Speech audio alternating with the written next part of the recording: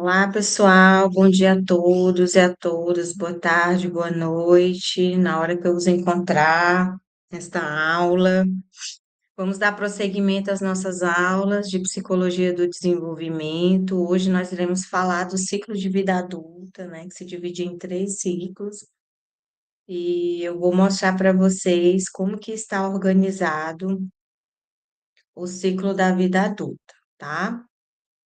Então, vamos iniciar nossa aula da disciplina de Psicologia do Desenvolvimento. Eu sou a professora Maria dos Remédios. Espero que vocês estejam compreendendo os ciclos de vida que a gente vem conversando com vocês. Primeiro nós falamos da infância, depois da adolescência, e agora a gente vai entrar no ciclo de vida adulta, né? O que seria esse ciclo, né? Quais são as características e as particularidades que a vida adulta carrega, né? A vida adulta, pessoal, é o auge do desempenho do trabalho cardiovascular. O corpo adulto ele está, né, maduro fisicamente, tanto fisicamente quanto sexualmente, né? A atividade reprodutiva, a atividade sexual, né, encontra-se aumentado, aguçado, principalmente no homem, né? Mais aumentado no homem no início dessa faixa etária e na mulher mais no final dessa faixa etária. Então, ocorrem algumas mudanças na mulher, né, sobretudo relativas a questões referentes à gravidez, né? Há um aperfeiçoamento também das habilidades de fala e de escrita para situações formais. A gente viu que no período anterior da adolescência tem o período operatório formal, né? O indivíduo ele sai do operatório concreto para o operatório formal, onde a gente tem uma elaboração mais lógica, mais abstrata também, né, de ideias, de pensamentos mais complexos, né? Então, sai da adolescência, o indivíduo ele já tem esse processo bem maturacionado, né, bem desenvolvido na vida adulta, certo? Então, vamos lá.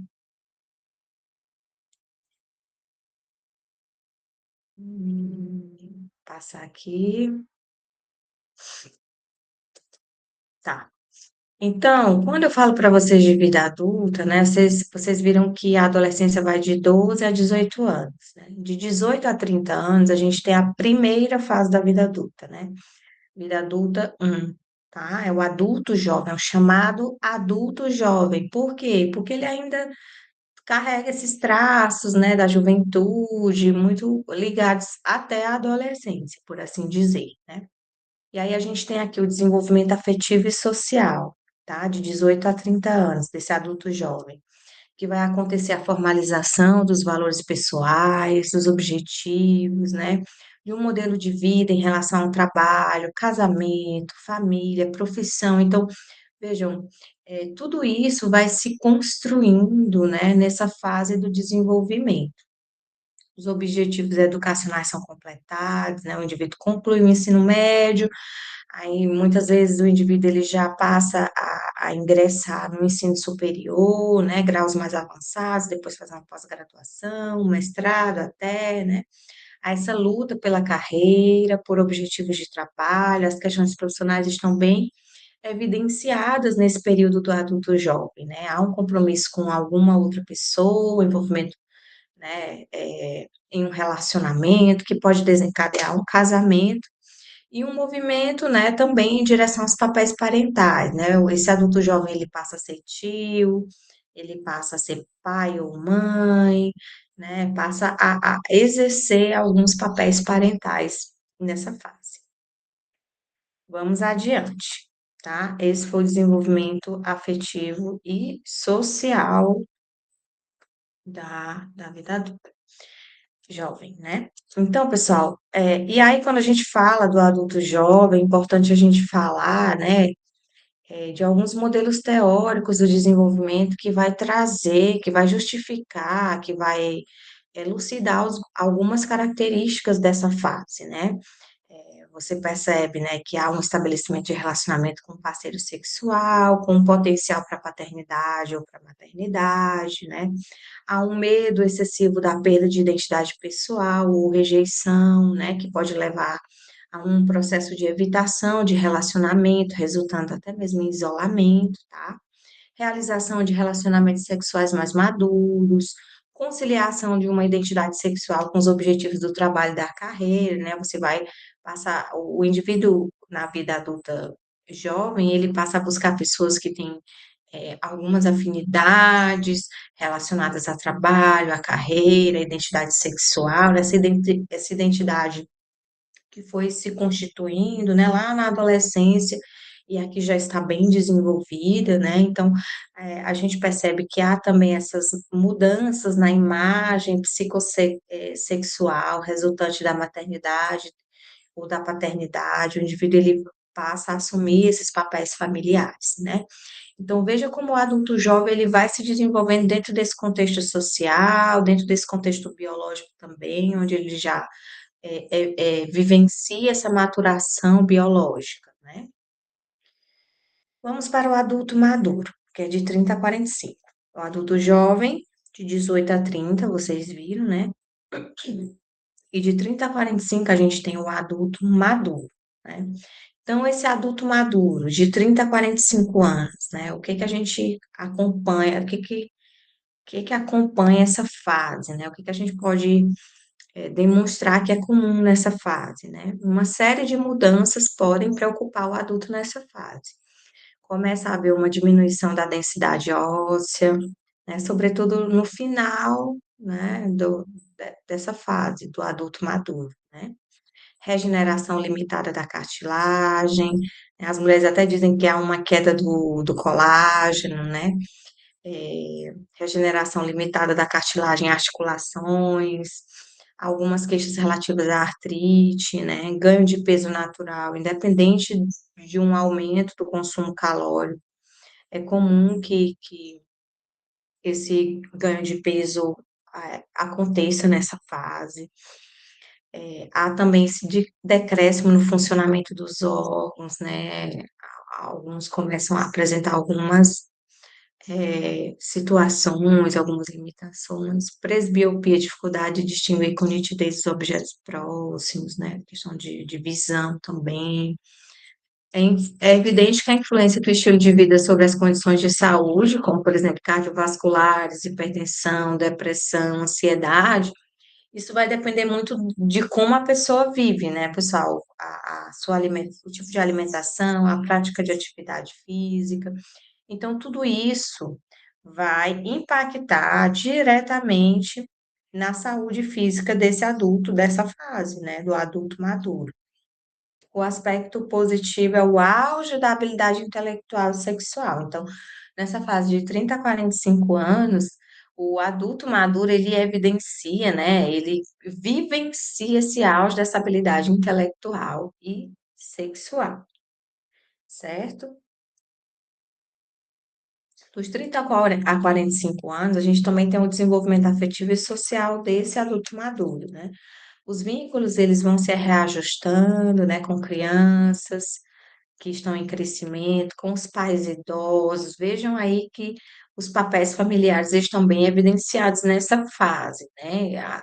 Vai acontecendo esse reajustamento de vínculos.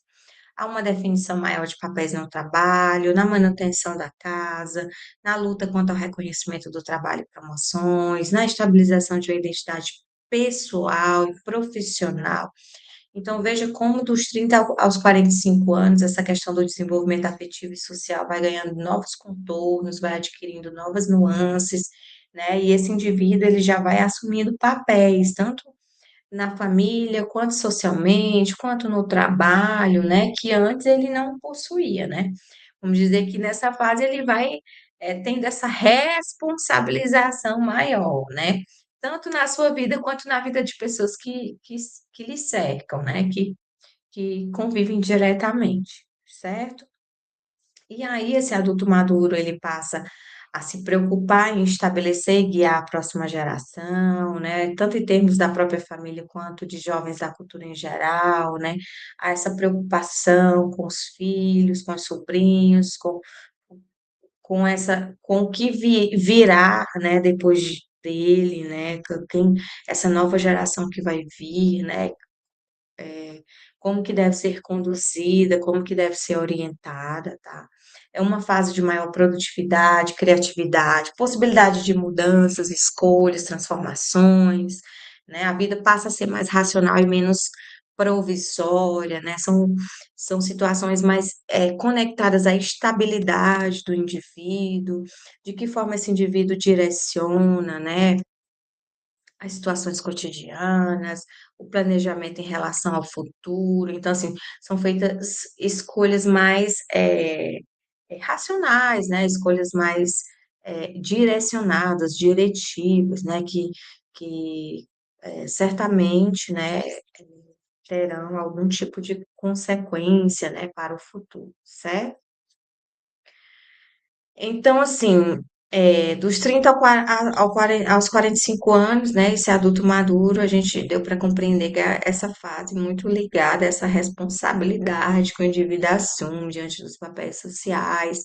E aí, fisicamente, a gente já começa a perceber que já está havendo uma queda em alguns indicadores biológicos, né, que irão impactar na vida do indivíduo. E aí, pessoal, dos 45 aos 65 anos, a gente tem o adulto maduro 2.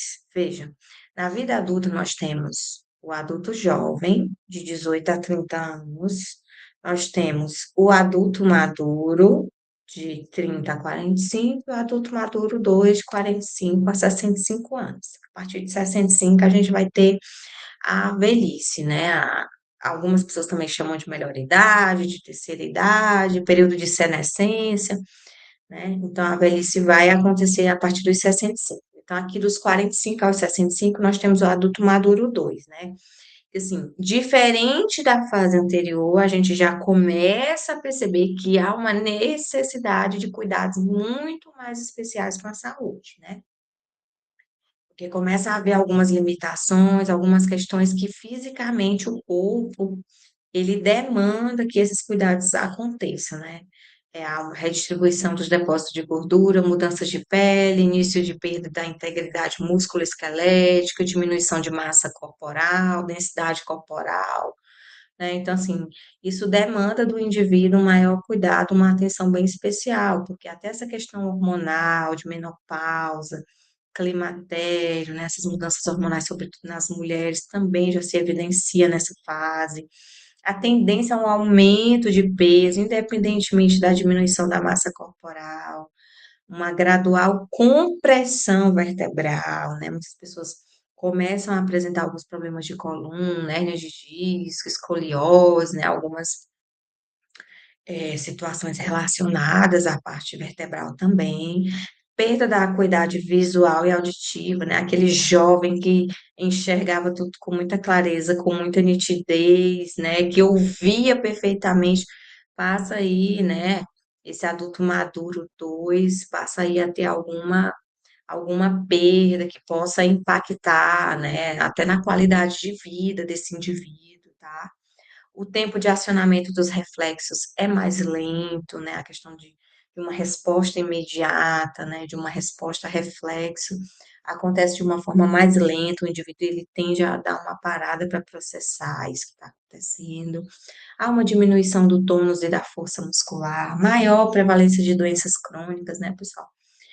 Começa a aparecer diabetes, hipertensão, obesidade, doenças crônicas que o indivíduo ele vai tendo aí que manejar durante a vida, né? Então começa a aparecer algumas.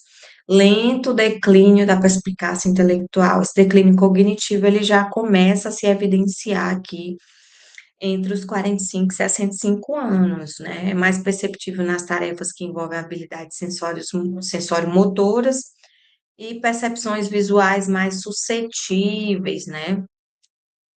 Percepções visuais mais suscetíveis de interferência pelo processo de envelhecimento normal. Então, a gente acompanha aí já esse declínio cognitivo que começa a aparecer nessa fase, certo? O que mais que a gente tem? Nessa parte social, afetivo-social, ajustamento ao crescimento dos filhos, né?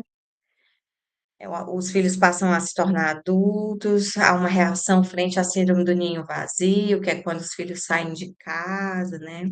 Geralmente também acontece, né, a morte do cônjuge ou de parentes, que leva a enfrentar a morte de um modo mais direto, né? Já vai acontecendo aí algumas perdas, né? Então, assim, essa questão afetivo-social já vai se desenhando de uma forma bem peculiar, né, que vai trazendo essas lacunas, que vai trazendo esses encontros que o indivíduo vai tendo, né, com a morte, com o luto, com a casa vazia, sem a presença dos filhos. Então já vai havendo aí uma modificação dessa realidade, né, da forma com que o indivíduo vai se relacionando com o meio, né?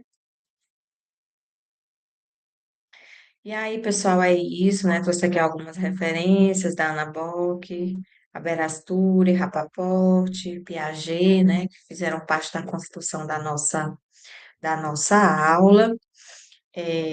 Espero que vocês tenham compreendido, né? Essa divisão da, do ciclo de vida adulto, né? Como evidenciei para vocês, a gente tem essa divisão, né, em três partes, né, o adulto jovem de 18 a 30, o adulto maduro de 30 a 45 e o adulto maduro 2 de 45 a 65. A partir de 65 a gente vai ter a velhice, né? Então, veja aí como que é importante também vocês, enquanto pedagogos, compreenderem o que acontece no desenvolvimento da vida adulta, porque vocês também podem ter alunos adultos, né? Por exemplo, a Educação de Jovens e Adultos, o EJA, né? Então, é importante vocês compreenderem esse ciclo do desenvolvimento, porque se vocês forem trabalhar no EJA, né? Ou até mesmo no ensino superior, né? Os pedagogos que atuam no ensino superior, eles precisam compreender esse aluno também sob a perspectiva do desenvolvimento humano, né? Que fase do desenvolvimento esse aluno se encontra. É um adulto jovem que acabou de sair da casa dos pais, acabou de passar no vestibular, tem entre 18 e 30 anos, ou é um adulto mais maduro, de 30 a 45, que só agora teve condições de cursar um nível superior, né? Ou é um adulto maduro 2 que já está próximo da velhice, que teve a oportunidade de ter acesso ao conhecimento nessa idade, de 45 a 65 anos. Então, é importante vocês compreenderem as características que cada fase, que cada ciclo do desenvolvimento traz, né, para que a gente possa é, é, elaborar mecanismos, estratégias pedagógicas, né, que facilitem o aprendizado do aluno e que contribuam com essa visão de mundo, né, contribuam com a aquisição de conhecimento que esse indivíduo busca, né? Então, é isso, tá? Deixo aí para vocês os materiais na nossa rota de aprendizagem. Vamos seguir, ao final vocês irão fazer um mapa mental de todos os ciclos da vida humana, tá? Um mapazinho mental, elaborando graficamente, com figuras, com desenhos, cada fase do desenvolvimento humano e as características, para que vocês consigam visualizar e compreender melhor como que o desenvolvimento humano acontece, tá bom? Um abraço a todos, bons estudos e até a próxima.